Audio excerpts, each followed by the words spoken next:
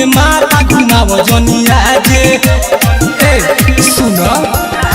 आइल बाड़ू नाचे बबी बोलो तारू जादे हमनी के माथा घुमाव जनिया जे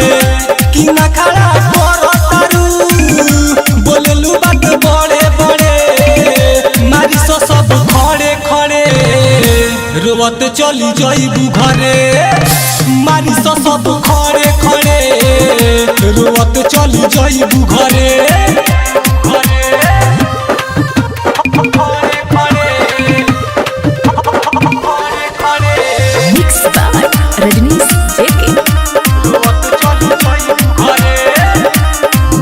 कबही से सुनतानी छौरी तोर बोली ज्यादा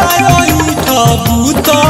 चल जाई गोली बड़ा बाटे गुमान तोरा बात में आइल बारू हमरा गाँव के बारात में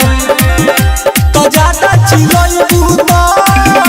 दर्द दिस तरे तरे मारी सो सब खड़े खड़े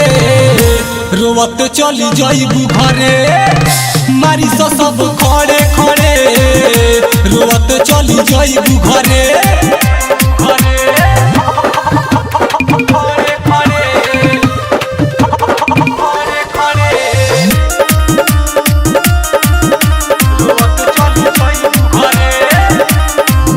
राइटर सूरज रजनी से धरी तो के कोरावा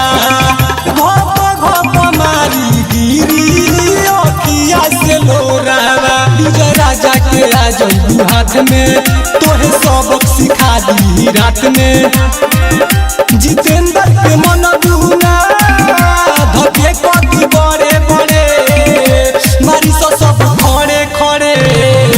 रोवत चली जाइबू घरे मारी सो सब खड़े खड़े रोवत चली जाइबू घरे।